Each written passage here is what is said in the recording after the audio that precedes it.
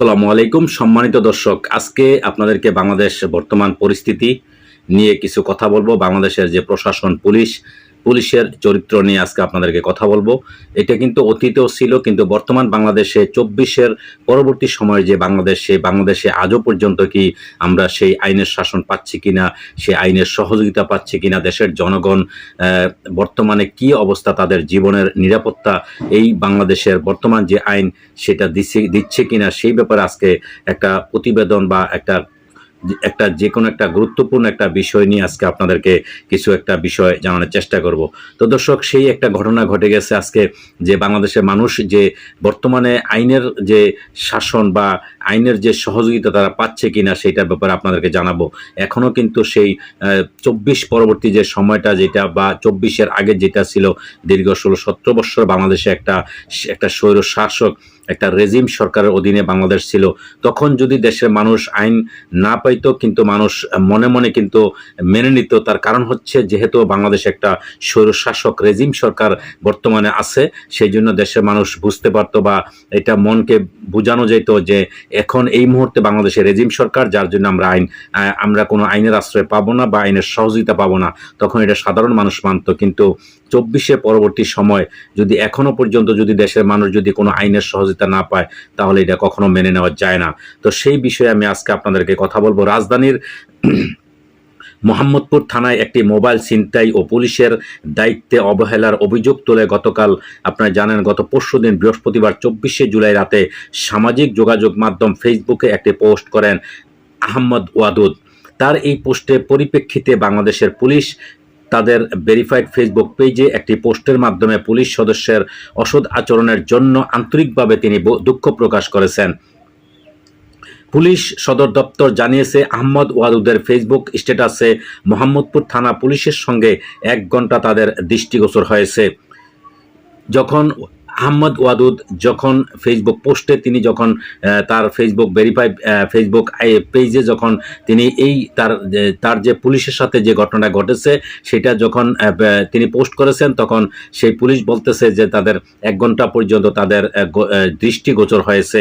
তখন কি বলেছে আপনারা শোনেন। তাদের দৃষ্টিগোচর হওয়ার পর থেকে ভুক্তভোগীর ফেসবুক স্ট্যাটাসে বর্ণিত অভিযোগ আমলে নিয়ে সংশ্লিষ্ট ৪ জন পুলিশ সদস্যকে SI Jasim, SI Anarul, constable Nurunnabi ও কনস্টেবল মাজেদুল ইসলাম ইতিমধ্যে দায়িত্ব থেকে সরিয়ে উপ পুলিশ কমিশনার অফিসে সংযুক্ত করা হয়েছে। দর্শক, আপনারা নিশ্চয়ই বলছেন বুলেটের মতন কাজ করছিল। এদিকে ছিনতাই হওয়া মোবাইল ফোনটি উদ্ধার হয়েছে এবং ৩ জন ছিনতাইকারীকে গ্রেপ্তার করা হয়েছে বলে পুলিশ জানিয়েছে। এর আগে মোবাইল মালিক আহমদ ওয়াদুদ ছিনতাইয়ের ঘটনা এবং পুলিশের গাফলতির অভিযোগ তুলে সামাজিক যোগাযোগ মাধ্যমে ফেসবুকে একটি বিস্তারিত পোস্ট দেন। তার পোস্টে তিনি কি লেখছেন? আজ বৃহস্পতিবার রাত ১১টার দিকে মোহাম্মদপুরে আমার সঙ্গে একটি ছিনতাইয়ের ঘটনা ঘটে। ছিনতাইকারীরা আমার একটি মোবাইল ফোন এবং কিছু টাকা পয়সা সহ মানিব্যাগ নিয়ে যায়। আমাকে চাপাতি দিয়ে কিছু আঘাত করে।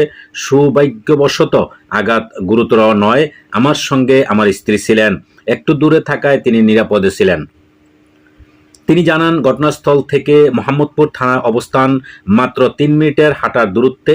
তিনি এবং তার স্ত্রী ঘটনার ৫ মিনিটের মধ্যে থানায় যান। সোজা ডিউটি অফিসারের রুমে গিয়ে তারা জানান ৫ মিনিট আগে ৩ রাস্তার মোড়ে তাদের সঙ্গে একটি ছিনতাই হয়েছে। ভুক্তভোগীর অভিযোগ অনুযায়ী ডিউটি অফিসার এসআই জসিম তাদের অপেক্ষা করতে বলেন। পাশে সাদা পোশাকে থাকা একজন পুলিশ সদস্য উগ্রভাবে তাকে শার্টের বোতাম লাগাতে বলেন, যা ছিনতাইকারীদের আঘাতের সময় খুলে গিয়েছিল। ভুক্তভোগী ক্ষমা চেয়ে বোতাম লাগালেও ওই অফিসার তাকে সবগুলো বোতাম লাগাতে নির্দেশ দেন। আহমেদ ওয়াদুদ আরও লিখেন, তাদের অভিযোগ লেখার লোক নেই বলে জানানো হয়। তিনি নিজে অভিযোগ লিখে দেওয়ার প্রস্তাব দিলে কয়েক মিনিট পর একটি সাদা কাগজ দেওয়া হয়, কিন্তু কলম দিতে অস্বীকার করা হয়। পরে তার স্ত্রী নিজের ব্যাগ থেকে কলম দেন। অভিযোগ লেখার পর ডিউটি অফিসার কোনো কপি না দিয়ে শুধু এএসআই আনারুলের নাম্বার দিয়ে তার সঙ্গে ফোনে কথা বলতে বলেন, কারণ তিনি হাউজিংয়ে ব্যস্ত ছিলেন। ভুক্তভোগী তখন বিনীতভাবে অনুরোধ করেন যে এখনই ঘটনাস্থলে গেলে ছিনতাইকারীদের পাওয়া যেতে পারে এবং কেউ যেন তাদের সঙ্গে যায়। এসআই জসিম প্রচণ্ড বিরক্ত হয়ে বলেন, এটা সম্ভব নয়, ওই এলাকায় ইনি ছাড়া আর কেউ যেতে পারবেন না, এটা তার এলাকা, আপনি এখান থেকে এখনই চলে যান, ওখানে গিয়ে ছিনতাইকারীদের পাবেন না। এসআই জসিম আরও বলেন, আপনার কমন সেন্স নাই, ছিনতাইকারী আপনার আমার জন্য বসে থাকে না। আপনারা নিশ্চয়ই বুঝতে পারছেন যেই লোকটা আহমদ ওয়াদুদ উনি পুলিশকে বারবার রিকোয়েস্ট করছেন যে ছিনতাইকারী এখনো ওইখানে আছে, আপনারা যদি এই মুহূর্তে যান তাহলে ওকে এখন আপনারা পাইবেন। কিন্তু কি করলো, পুলিশ বলল যে না, ওই কি আপনার জন্য বসে থাকবে নাকি, মানে তার সাথে খারাপ ব্যবহার করছিল। তো সর্বশেষ ভুক্তভোগী বাসস্ট্যান্ড সহ মোট 3টি পয়েন্ট ঘুরে এএসআই আনারুলের সঙ্গে দেখা করেন। তার সঙ্গে আরও 7-8 জন পুলিশ সদস্য ছিল। আনারুল সাহেব তার কথা শুনে ঘটনাস্থলে যেতে রাজি হন। ততক্ষণে প্রায় 40 মিনিট পার হয়ে গেছে। ঘটনাস্থলে গিয়ে আহমদ ওয়াদুদ ওই ছিনতাইকারীদের সেখানেই বসে থাকতে দেখেন। তিনি দূর থেকে তাদের দেখিয়ে দিলেও এএসআই আনারুল সেখানে না গিয়ে একটু দূরে অন্য একটি জায়গায় গিয়ে কিছু লোকের সঙ্গে কথোপকথন করেন। মিনিট 2 পর তিনি ফিরে এলে ভুক্তভোগী এএসআই আনারুলকে আবার ওই সন্ত্রাসীদের দেখিয়ে দেন, কিন্তু আনারুল সেখানে না গিয়ে কোমরে হাত দিয়ে দাঁড়িয়ে থাকেন।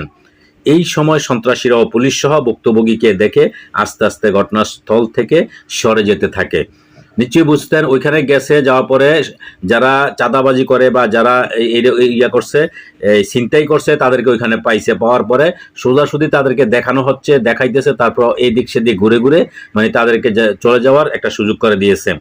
আজ দুপুরে মোহাম্মদপুর থানার ওসি আলী ইফতেখার হাসান গণমাধ্যমকে জানান, সন্দেহজনকভাবে 3 ছিনতাইকারীকে গ্রেপ্তার করা হয়েছে এবং মোবাইল ফোনটিও উদ্ধার করা হয়েছে। যাচাই বাছাই করে ব্যবস্থা গ্রহণ করা হবে। দর্শক, নিশ্চয়ই আপনারা বুঝতে পারছেন, কিন্তু অত্যন্ত দুর্ভাগ্য, আমরা এই জাতির জন্য আমাদের এটা খুবই একটা দুর্ভাগ্য যে আমরা আজও পর্যন্ত 24 পরবর্তী বাংলাদেশে এখনো পর্যন্ত আমরা সেই মুক্তি পাই নাই ওইটা থেকে, যেই আমলটা ছিল স্বৈর শাসকের আমল, যে আমলটা ছিল অতীতে কোনো মানুষ বিচার পায় নাই, ন্যায় বিচার পায় নাই, কিন্তু আমরা এখনো পর্যন্ত সেই জায়গায় যাইতে পারিনি। আমাদের যে ট্রমা কাজ করতেছে সেটা এখনো আছে। তো আশা করি পরবর্তীতে আমাদের দেশের সাধারণ মানুষ সঠিক বিচারটা পাইবে। এই ধরনের প্রশাসন থেকে যদি একটা দেশের যখন মুখ ফুরিয়ে নেয় বা তাদের থেকে যখন কোনো রকমের আশাজন করতে পারে না, তাদের সঠিক বিচারটা যখন না পায়, তখন ওই দেশে কখনো শান্তি ফিরে আসে না। আশা করি বাংলাদেশের পুলিশ, বাংলাদেশের প্রশাসন অবশ্যই দেশের জনগণের কথা বলবে, জনগণের কথাগুলা মূল্যায়ন করবে, তাদের যত রকমের সমস্যা আছে বিপদে আপদে এগিয়ে আসবে। সেই প্রত্যাশা রেখে আজকের মতন এখানেই বিদায় নিলাম। আল্লাহ হাফেজ।